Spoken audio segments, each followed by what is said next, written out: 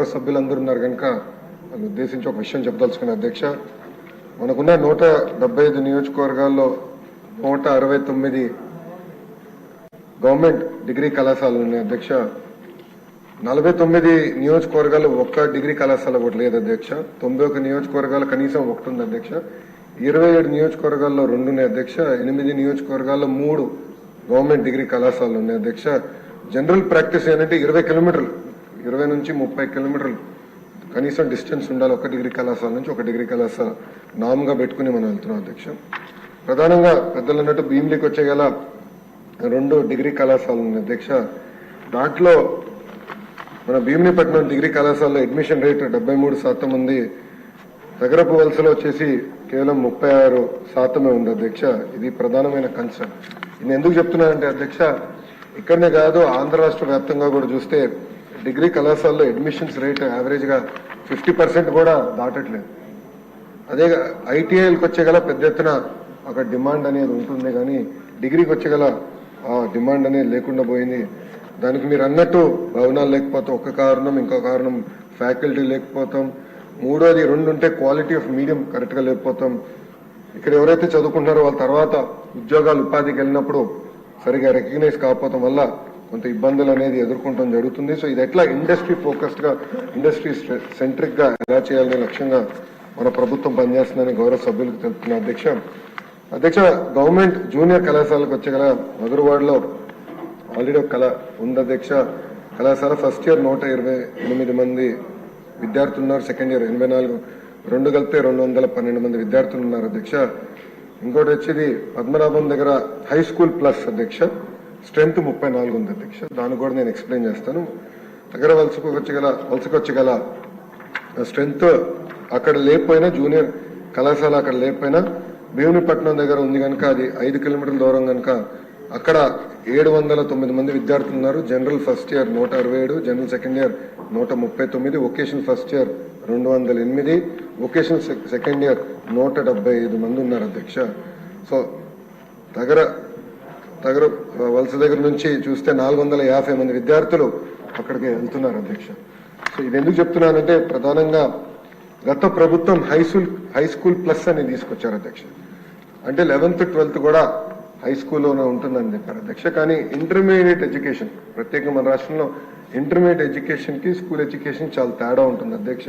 అది వాళ్ళు గమనించకుండా, సరైన స్టాఫింగ్ ఇవ్వకుండా ఈ సంస్కరణ తీసుకొచ్చిన దానివల్ల మీరు చూస్తే కేవలం 34 మంది విద్యార్థులు ఉన్నారు.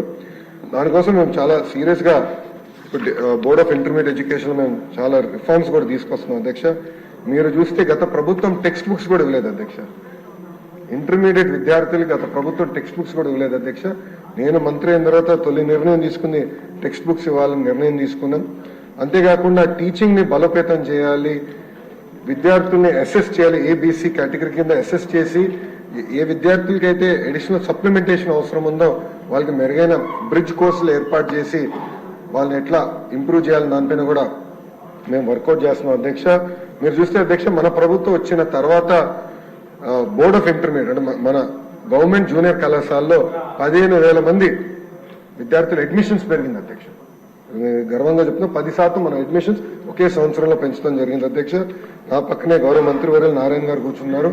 నారాయణ గారితో పోటీ పడే విధంగా, అంటే వాళ్ళ సంస్థలతో పోటీ పడే విధంగా మేము ప్రభుత్వ ఇంటర్మీడియట్ కాలేజీని మనం తీర్చిదిద్దాలి, జూనియర్ కళాశాలని తీర్చిదిద్దాలి లక్ష్యంతో మేము పనిచేస్తున్నాం.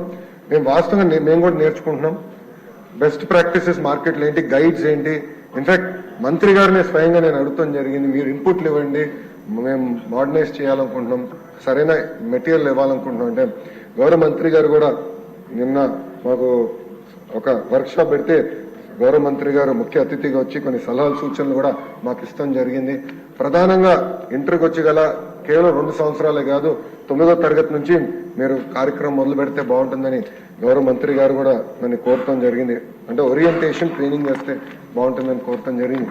అందుకే అధ్యక్ష, commissioner school education, commissioner intermediate education ఇద్దరిని కూర్చుని హ్యాండ్ ఆఫ్ ఎలా జరగాలి, ఎప్పటి నుంచి మొదలు పెట్టాలి, ఎలాంటి మెటీరియల్ కావాలి, ఎలాంటి గైడ్స్ కావాలి అని దానిపైన క్షుణ్ణంగా మేము చర్చిస్తున్నాం. దాన్ని త్వరలోనే మేము అమలు చేస్తామని ఈ సభాముఖం మీకు హామీ ఇస్తున్నాను అధ్యక్ష. మన గంటా శ్రీనివాస్ గారు చెప్పినట్లు బిల్డింగ్స్, ఫ్యాకల్టీ, అదేవిధంగా రెసిడెన్షియల్ కళాశాల ద్వారా స్పీకర్ గారు కూడా నా దృష్టికి తీసుకొచ్చారు. దాన్ని చాలా సీరియస్ గా తీసుకుంటున్నాను అధ్యక్ష. నా ఆలోచన ఏంటంటే ఒక డాష్ బోర్డ్ ఏర్పాటు చేసి స్కూల్స్ అన్ని ఒక ర్యాంకింగ్ మెకానిజం పెడదాం. ఏ కేటగిరీ స్కూల్స్ ఏంటి, B category, C category, D category schools ఏంటి. సో డి కేటగిరీ స్కూల్స్ ని సి కేటగిరీ తీసుకురావాలి, సి కేటగిరీ స్కూల్స్ ని బి కేటగిరీ తీసుకురావాలి. ఇన్ఫ్రాస్ట్రక్చర్ ఒక భాగం అవుతే ఉపాధ్యాయులు అంటే ఎంతమంది ఉపాధ్యాయులు ఉన్నారో అది 2 భాగం, 3 భాగం అవుట్కమ్ ఏంటి అంటే ఫండమెంటల్ లెర్నింగ్ అవుట్కమ్స్ ఎంతవరకు ఉన్నాయి, పిల్లలు ఎంతవరకు పర్ఫామ్ చేయగలుగుతున్నారు, దానిపైన కూడా క్షుణ్ణంగా మేము అది టెస్ట్ కూడా ఏర్పాటు చేసి అది ట్రాన్స్పరెంట్ గా అటు పక్కన ఉపాధ్యాయులకి, ఇంకో పక్కన విద్యార్థులు తల్లిదండ్రులు కూడా తెలియజేయాలని లక్ష్యంతో మేము పనిచేస్తున్నాం అధ్యక్ష. ఈ సభాముఖంగా గౌరవ సభ్యులు కూడా నేను కోరుతున్నాను అధ్యక్ష. డిసెంబర్ మొదటి వారంలో మెగా పీటీఎం ఏర్పాటు చేస్తున్నాం. గౌరవ సభ్యులందరూ దాంట్లో పాల్గొవాలని ఈ సభాముఖం కోరుతున్నా అధ్యక్ష. అంతేకాకుండా గౌరవ సభ్యులు కూడా నేను నోటు పంపిస్తాను అధ్యక్ష. ప్రతి సభ్యుడు కంపల్సరీగా ప్రభుత్వ పాఠశాలలకి నెలకి నీ పాఠశాల వెళ్ళి మాకు ఒక రిపోర్ట్ ఇస్తే ఆ రిపోర్ట్ చూసి మార్పులు చేర్పులు ఏం చేయాలో అనే దానికి నాకు ఫీడ్బ్యాక్ ఇస్తుంది అధ్యక్ష. ఎందుకంటే నేను ఒక్కరిని అన్ని ప్రభుత్వ పాఠశాలలు తిరగలేను. గౌరవ సభ్యులు ఒక 5 సంవత్సరాల్లో అన్ని ప్రభుత్వ పాఠశాలలు మీ కింద ఉన్న అన్ని ప్రభుత్వ పాఠశాలలు ఒక రౌండ్ కానీ వేయగలితే మీకు అవగాహన వస్తుంది, నాకు కూడా మీ రిపోర్టుల ద్వారా ఏం చేస్తే బాగుంటుందని కూడా నాకు కూడా తెలుస్తుంది అధ్యక్ష.